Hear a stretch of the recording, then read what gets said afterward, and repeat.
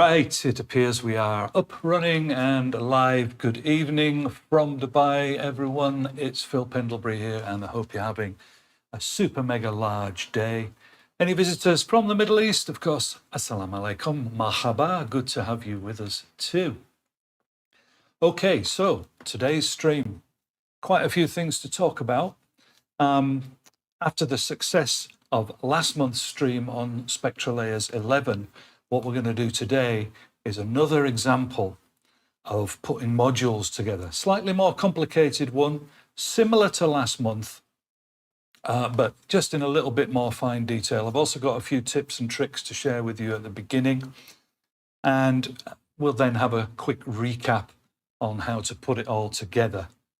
So if you didn't see last month's stream, well, you could maybe watch that later, but we're going to go over most of the processes today, but we're only going to go over one big process as opposed to, a few different ones. I hope that makes sense, but you'll see. Do stick around. So before we continue, just have a quick little announcement, I guess. Just quite excited to share with you that we're going to be moving these videos over to the official Steinberg channel starting sometime next month. Don't have an actual date yet, which is pretty exciting for me because it means there'll be obviously a lot more viewers. However, just wanted to point out that I'll still be keeping this channel very active. Although over the last few months, I've been mainly concentrating on doing these streams regarding Steinberg. Once we move over to the Steinberg channel with these particular streams, I'll still be doing other things on this channel. So please do stick around.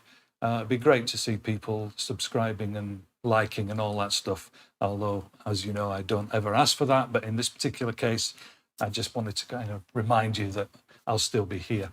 So looking forward to seeing some of you and some new viewers over on the Steinberg channel sometime next month. And thanks, of course, for all your support so far. It's been really appreciated. There's been lots of lovely comments and kind words. And as you know, I do try to answer all of them. And even when we move to the other channel, you can still, of course, interact with us over here. So looking forward to that. Anyway, so without further ado, Spectralayers 11, for those of you that aren't aware, it's the brand new version from Steinberg, only released earlier this month, I believe. And we've had some really good responses to last month's video and generally the way that Spectralayers works. The price range compared to its competitors, which I'm not going to mention now, I'm sure you know them all, and the actual results that you're able to get from Spectralayers generally seem to be accepted as being much better. So that's good news. And hopefully I'll be able to demonstrate quite a few of those little things today. Once again, I've got Terry with me moderating the chat. So if you do have any questions or queries, either shout them out and I'll try to respond as quickly as I possibly can, or indeed down in the comments as usual. And so far, I've a 100% record of responding to comments. So that's cool. All right, so what we'll do, we'll move into Spectralayers 11.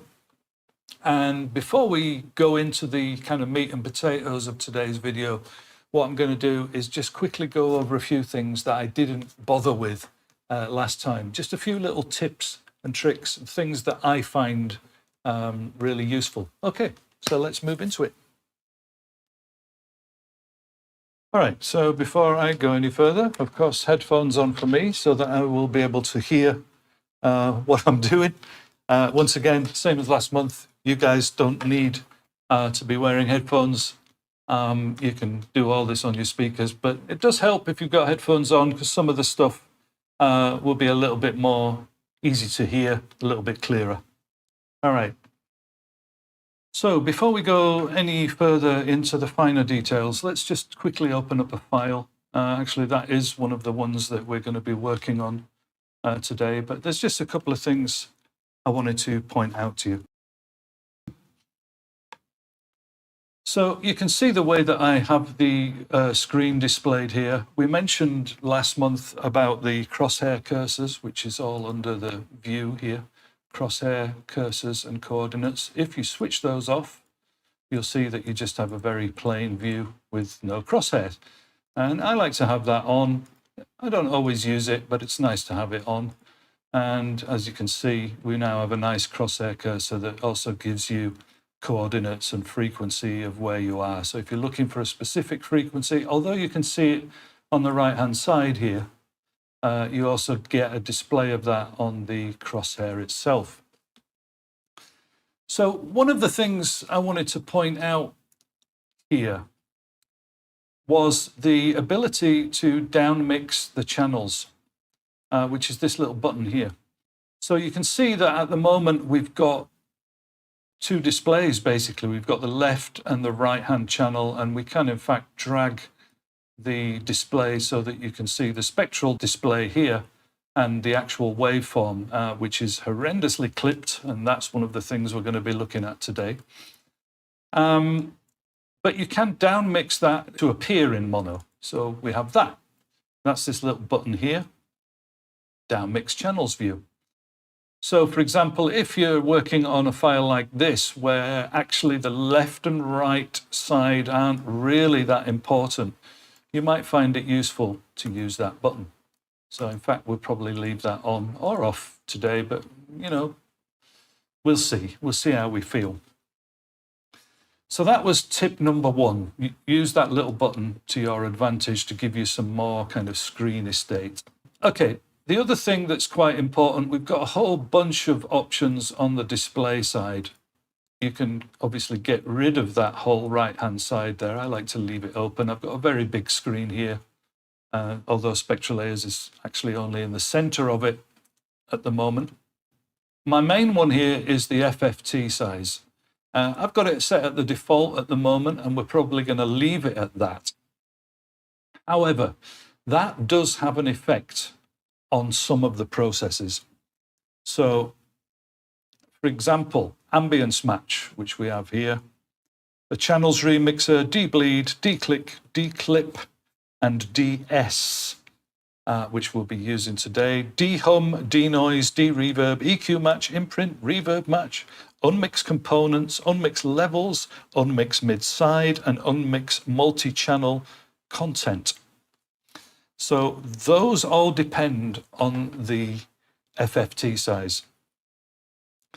So for example, when using DeReverb or DeClick, you may want to emphasize the temporal events. In other words, let's go like this, and you can see that what we're getting is kind of a blurred image of the frequencies.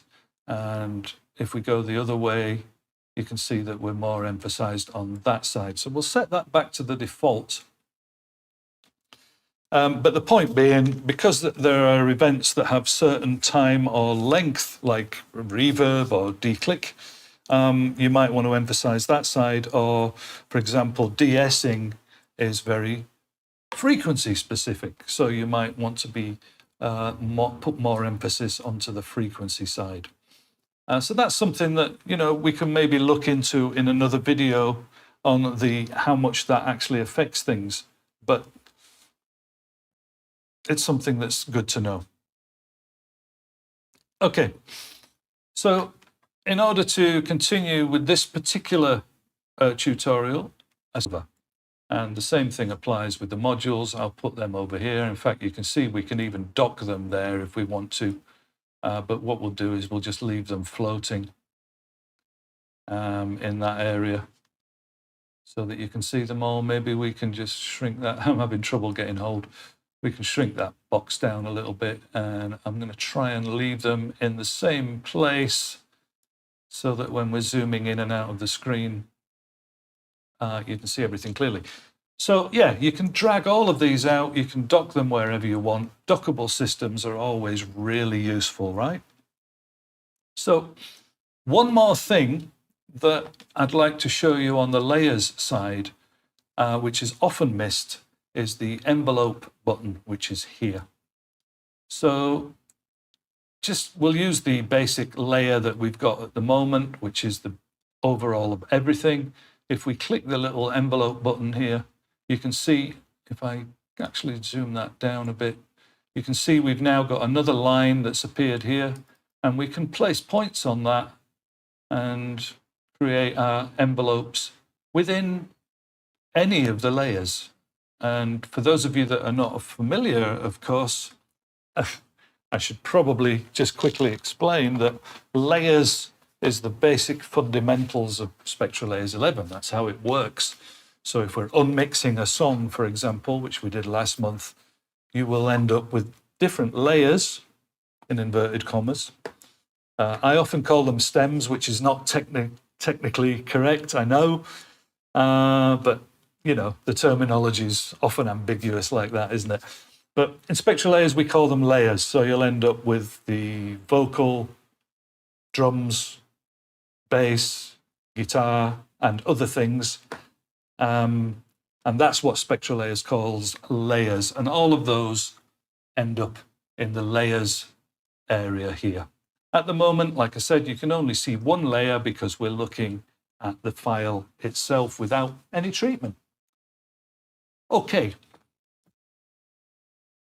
So I think we should now move on to today's example. There's a whole ton of other things that we could look at in that respect. But as it is at the moment, I think it's time to move on. Otherwise, we'll be running out of time.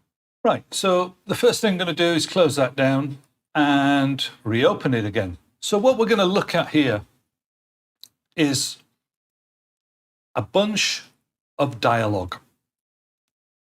Now, what we've got is a very, very badly recorded piece of dialogue. It's actually one of my own pieces, and I've kind of edited it and played around with it to make it really quite disgusting. Once again, as you know, it's tricky to do this because finding real-world examples is often difficult. So I have made this, and it's probably a lot worse than you guys would ever hear. Hopefully, anyway.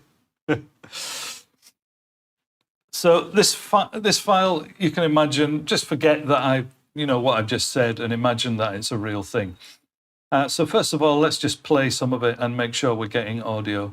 We're recording lots of voices today. Let's have a look and see what's going on in Studio One. Looks like someone's reading the news. So as you could hear there, the file itself was very badly clipped. In fact, it is very badly clipped.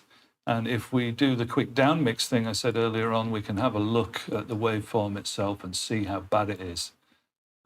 Very badly clipped, and I actually used a full-on clipping plugin to make that clipping. So it's really quite severe. And let's just have another quick listen. We're recording lots of voices today. Let's have a look and see what's going on in Studio One. Looks like someone's reading the news. So not only is it badly clipped, but there's also quite a distinctive room sound on there. It sounds like it was recorded in a squash court. We're recording lots of voices today. Let's have a look and see what's going on in Studio One. So hopefully you can hear that. Again, possibly the need for headphones. So what we're going to do is we're going to try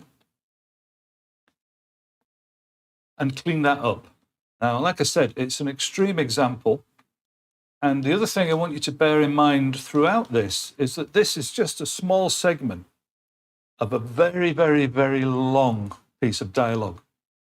In this case, we can even imagine that, it was an hour long. In real terms, I've actually got 3 segments, and we're looking at one of them, but it could be 100. And I want you to bear that in mind for the future, for what we're going to get to in a little while. Right.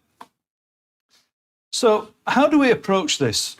Well, the first thing you might want to think of is to try getting rid of the reverb. So what we're going to do is we're going to go over to the modules here. And if you look, we've got a couple of DeReverb modules. We've got the generic one, which is kind of aimed at everything.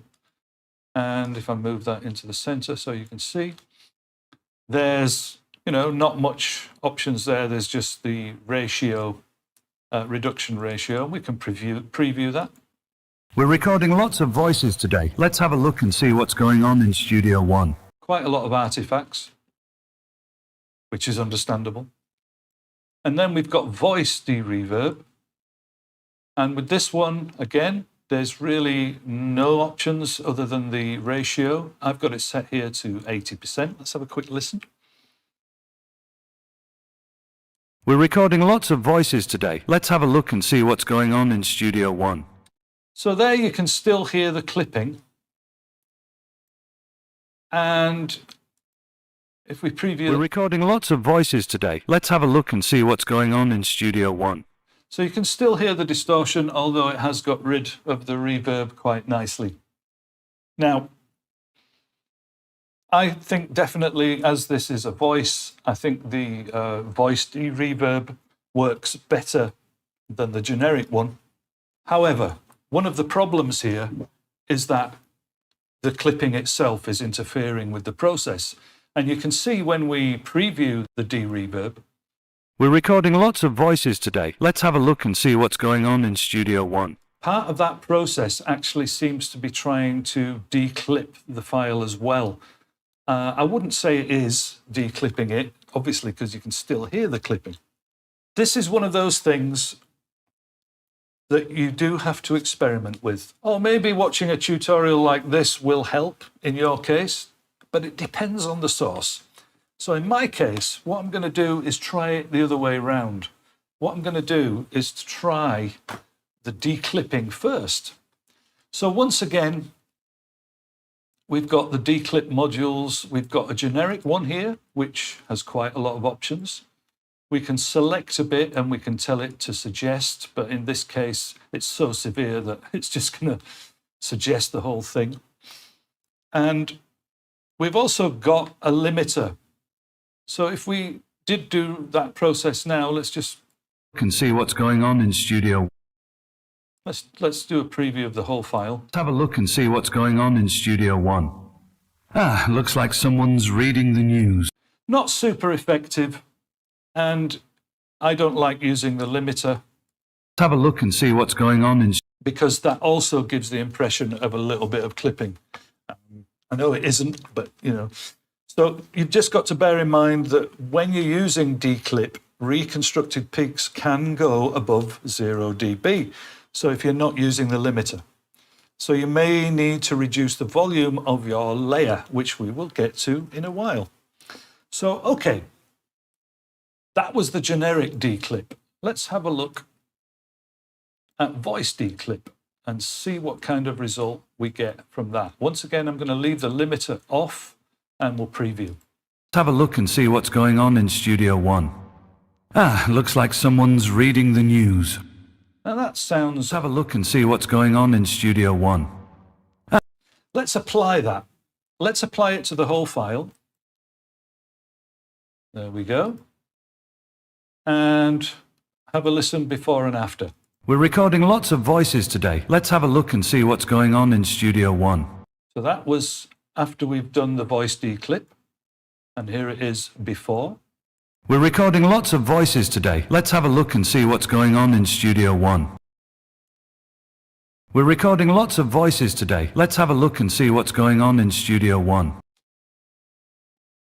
So straight away, that to me is very impressive. I really don't know how on earth they managed to do this. I mean, that's a clearly distorted file. It's clearly clipped to heck. And yet we can get it to a stage where, yeah, it's not perfect, but you can barely tell that there was any clipping there. The only thing we do have is we still have that reverb and we still have quite a severe increase in volume because I didn't use the limiter and I don't want to use the limiter.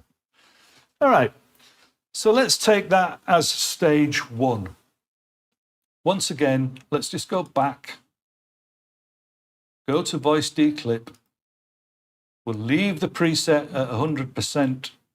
Actually, I've saved a preset there with no limiter, and we'll just apply the whole thing. And we don't end up with any separate layers here because it's just declipped that file. We'll have another listen. We're recording lots of voices today. Let's have a look and see what's going on in Studio One. All right, so the next thing, obviously, we need to reduce the level of the layer quite a lot.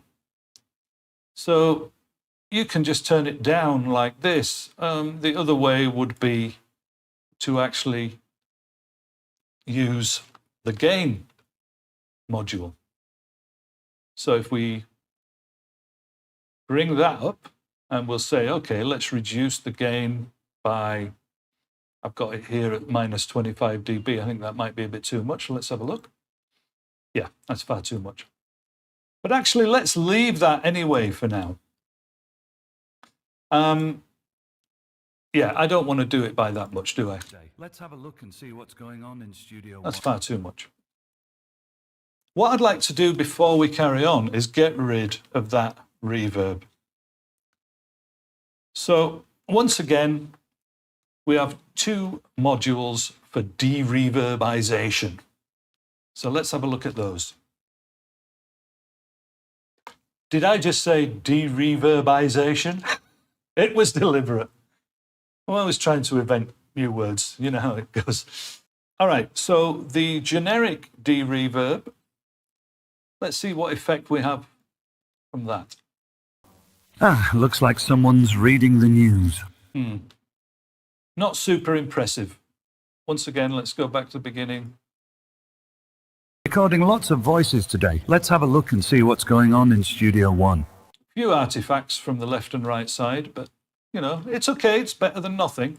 What about voice de-reverb? Let's set that down to 80% like I usually do. Recording lots of voices today. Let's have a look and see what's going on in Studio One. All right, let's put it up to 100.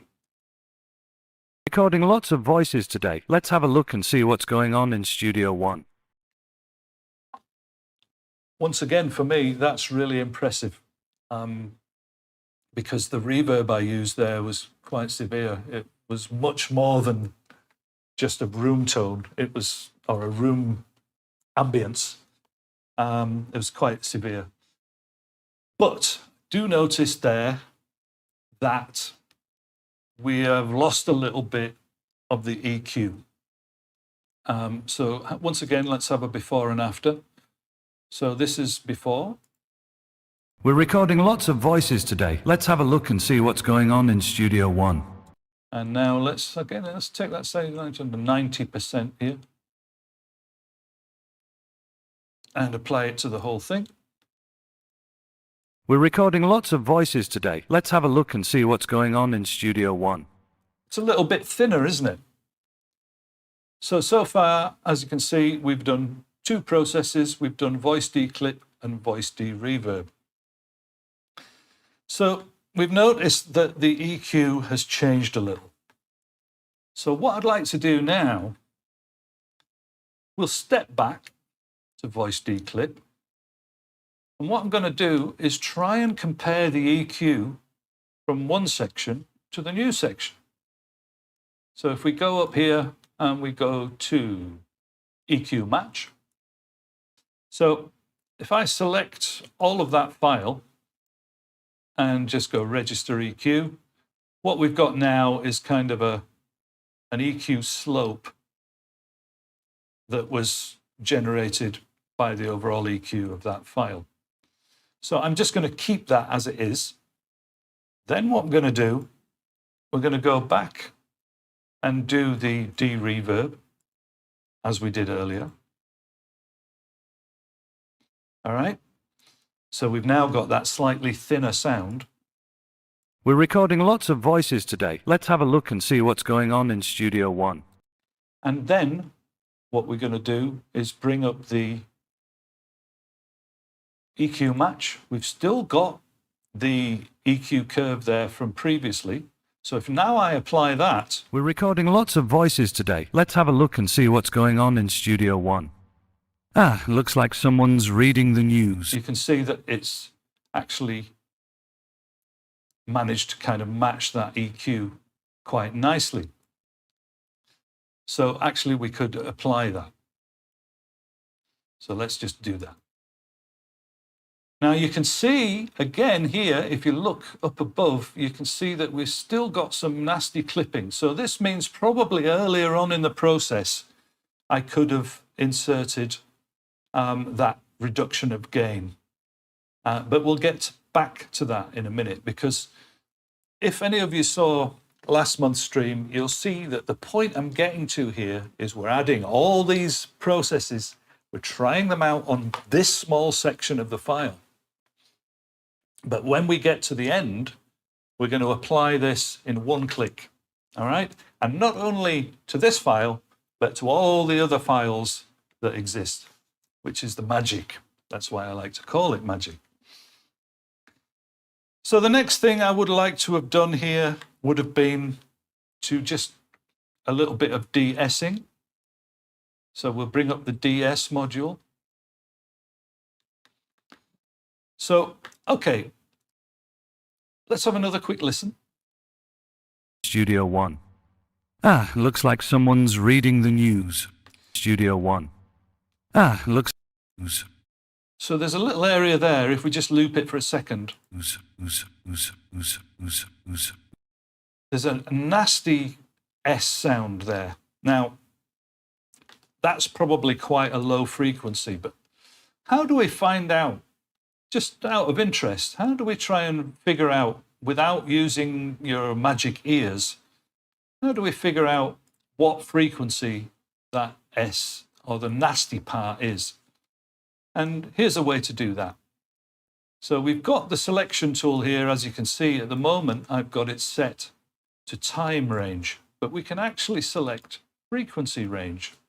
So what we're going to do, we've got frequency range selection selected. We're going to find that little area there and just have a little play around and see.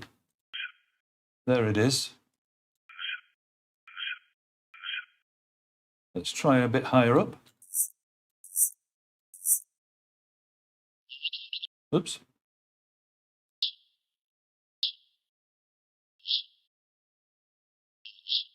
Yeah, the whole thing really is pretty horrible. But let's say we find out, you know, that the problem area is around 2 to 4K. It's more of a sh than an S, but hey, for demo purposes, you know. So we bring up the DeEss plugin. And don't forget here that this is quite broad. And also this would have been affected by changing the FFT size, as I mentioned earlier on. So, okay, let's have a listen to that. So we'll get rid of the selection. We'll change this back to time range. And here's the cutoff frequency. Now, the difference here with this and a normal kind of DeEss or bandpass kind of DeEss that you'd be used to is that this will affect everything above that area. So let's just do a quick DeEss above 4K, not too much, let's say 65, 60% as a guess, and we'll apply that and see how it sounds. We're recording lots of voices today. Let's have a look and see what's going on in Studio One. Ah, looks like someone's reading the news. So you can see we've managed to get rid of quite a lot of that annoying top end there. So that's another process that we can build in to the end. All right, so let's move on. We're nearly there. Oh, yeah, and before I do carry on, of course, with the de-esser, yeah, if you don't like that way of working within Spectralayers itself, that's fair enough, because as you know, you can use your favorite de-esser, which could well be a VST3 plugin.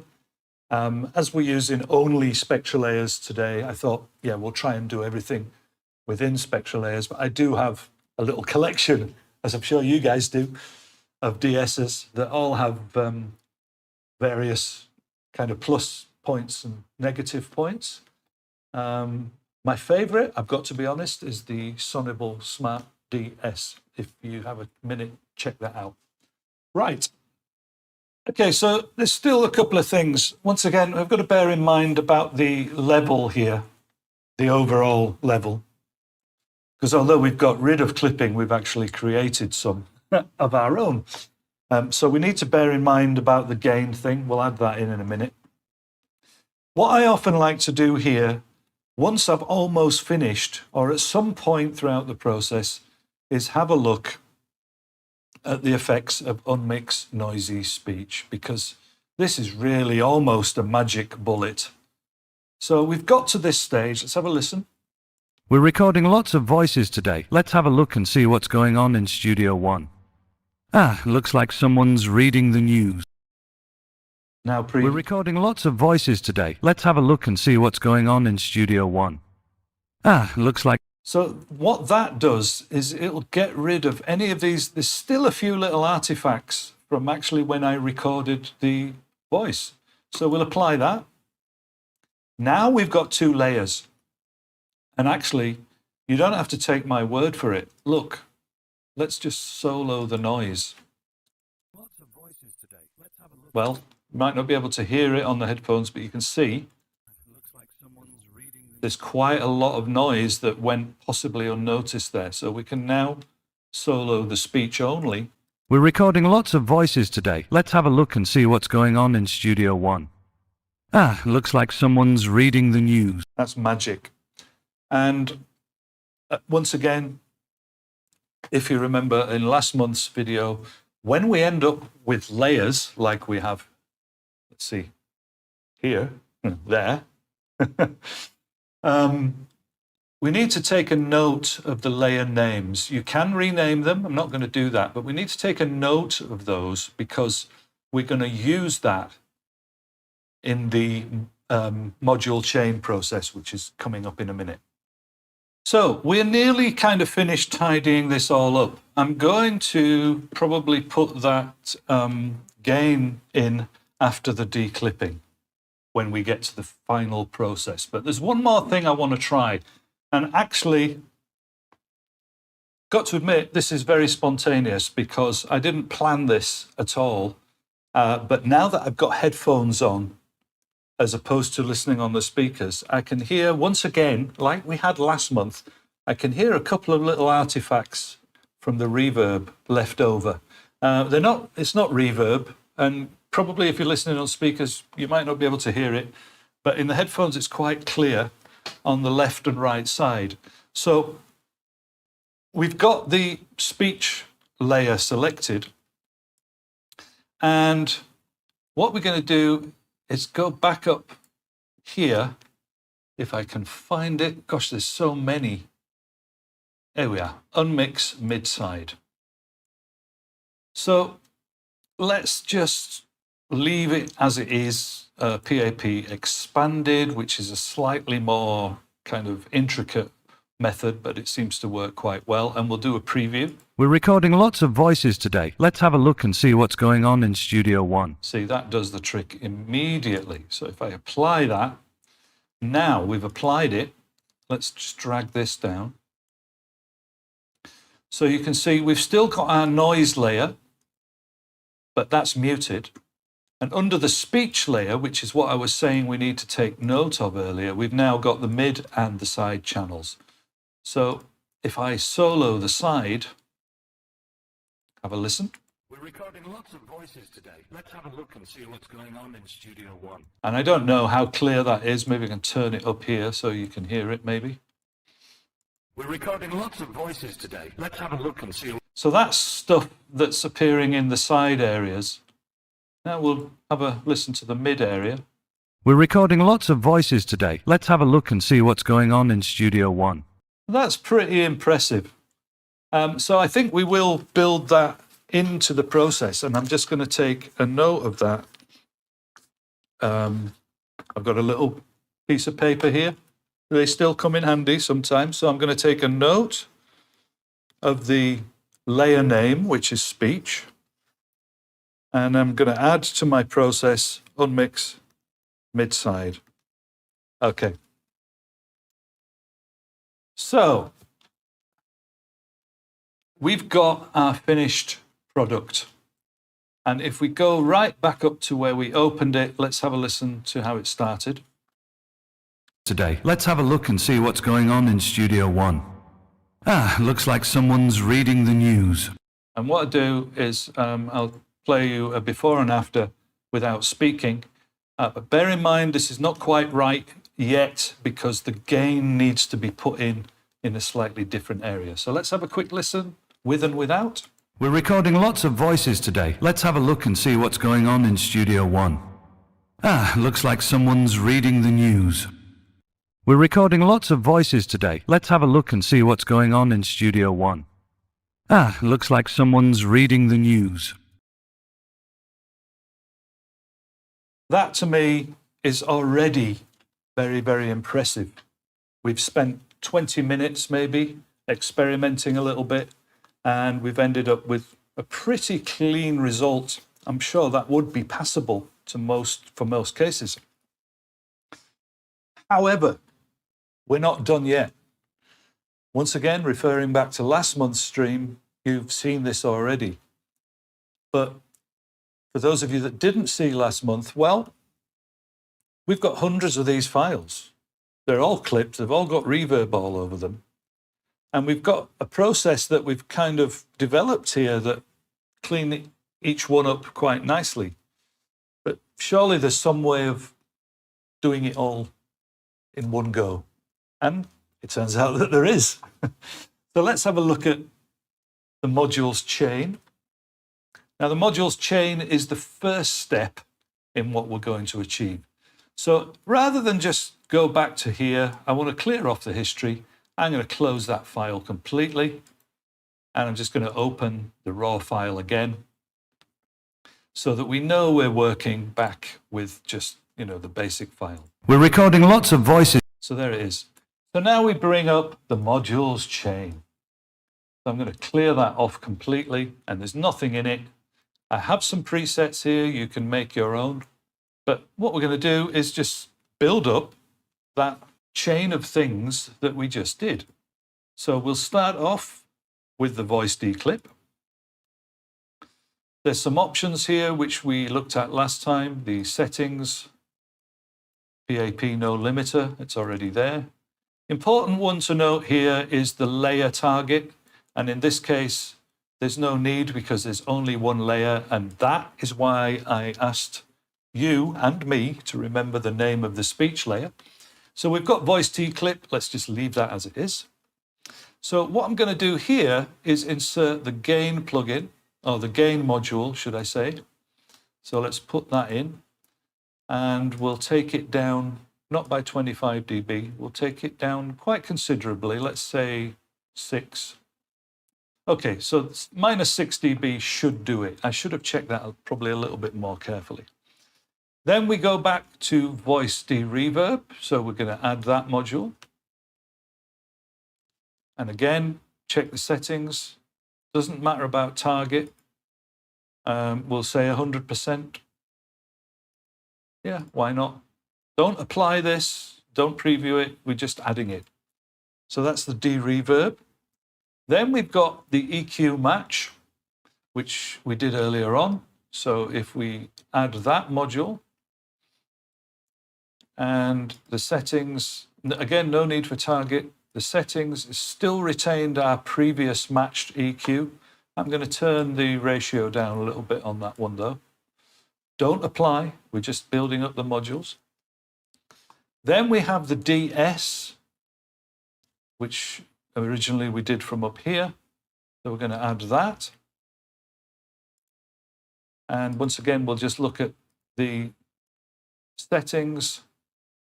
And let's not go too severe with that. Then we did Unmix noisy speech, which is here. Now, this is the one where we needed to make a note because we need to apply the finished result to the speech. So in this case, we know that unmixed noisy speech is going to give us 2 layers, right? And the layer we're interested in is the speech layer. So bear that in mind because now we're going to add the final thing, which was unmix mid side. And there we want to work only on the speech layer.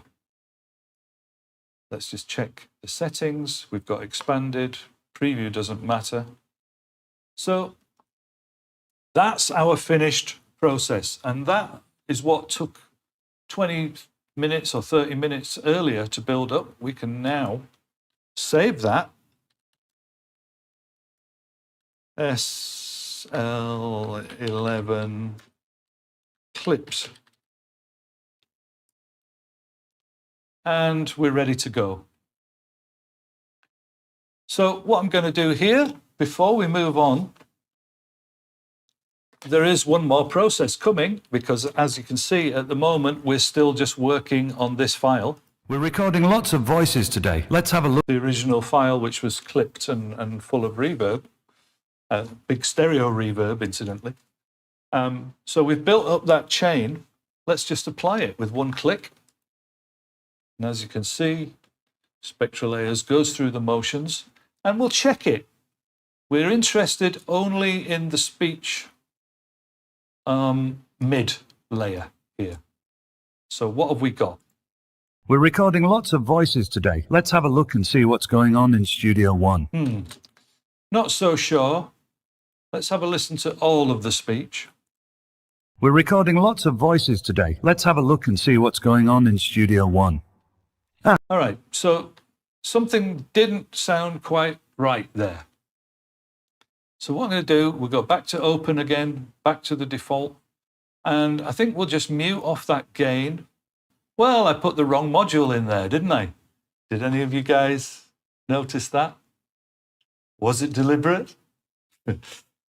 No, it's what happens when you're live streaming and your IQ drops, as I've said many times.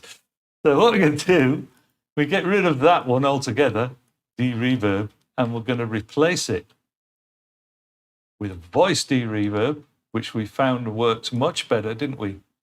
And I'm going to put that up here. Once again, maybe we'll re-enable the gain. We'll leave it at 90%. And once again, we don't need to save that at the moment. And let's just apply that now and see if that's any better.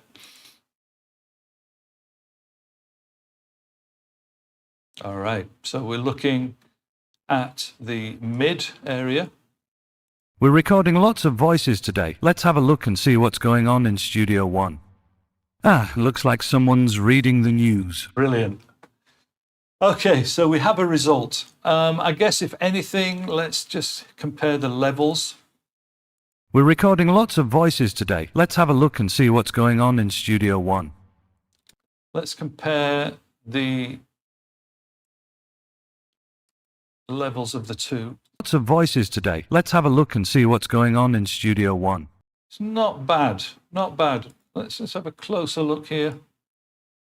There's still a little bit of clipping, so maybe when we do the finished thing, what I would do would be to just take that, the gain down a little bit more. Let's make it -10. We're not going to apply, once again, we just PAP -10. Did that save? Yeah, there it is.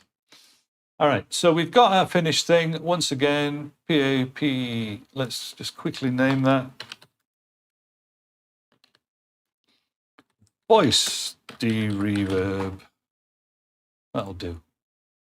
As long as we've got the preset saved, we're good to go. So once again, back to the original file. Let's close that, open that. And once again, go to the modules chain. And there everything is. We'll just check that the Unmix mid side is on the speech layer. You can see that it is. And we'll hit apply. And we're going to listen to the mid. We're recording lots of voices today. Let's have a look and see what's going on in Studio One.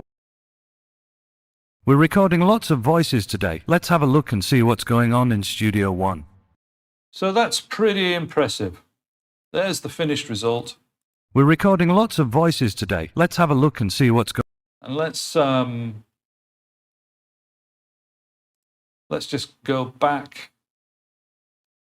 to the original file. There we are. We're recording lots of voices today. Let's have a look and see what's going on in Studio One. Recording lots of voices today. Let's have a look and see what's going on in Studio One. Fantastic. Right. So we've got our chain.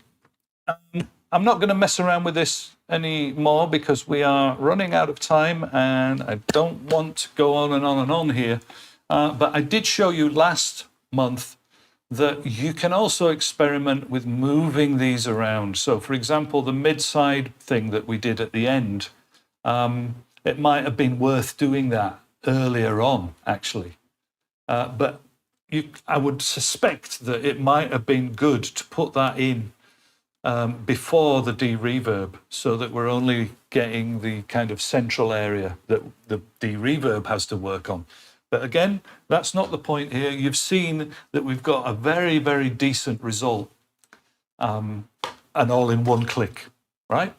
Why am I saying all in one click? Well, yes, it took us time to put together, but the end result now means, and this is where the magic comes in, we can use the batch process to work on all of the files that were recorded with that horrible clipping and that horrible reverb. So I'm just going to show you how to do that, and then we're done. So we can leave everything as it is here. We just need to remember the name of that preset. And in fact, we can now close that down, and we can close these files down too. And don't forget, we're interested in the middle layer. Right. So now we go up to File, Batch Process. And what we're going to do is drag the files that we want to work on into that dialog. So there is 3 files. They're all part of that same speech, but there could be 100. You know, it really doesn't matter how many. And the important part here is we're going to select the modules chain, and it's already there, but if you imagine, we can just clear that off. We'll go and, you know, just select it again, make sure it's there. Once again, if you needed to do any last minute checking on any of these, you could do that. And I think I just need to point out here that you do not hit apply now.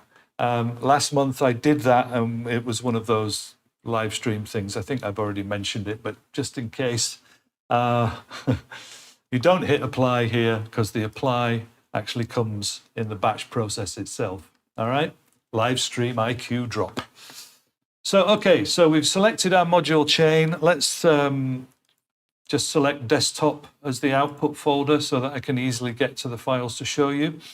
We're going to export the layers, and we're going to format auto. There's 16-bit, 24-bit, or 32-bit float. We'll just leave it as it is. So imagine we have 100 files here. In this case, there's only 3. Do not press apply on the modules chain, but we're going to press process on the batch. And as you can see now, Spectralayers is going to go through those files and deal with them all in the appropriate way. As you can see, we've only got 3, but if you had more than that, you could simply go and have a cup of coffee. And it's now finished. So what we could do here is just quickly hide Spectralayers, and you get to see my desktop, but I'll bring these in, and you can see that what we've ended up with is each individual clip, and the files that we're interested in are inside there. Once again, we could have gone a stage further there and got Spectralayers to deal with just that layer, or export only that specific layer that we needed. So yeah, okay.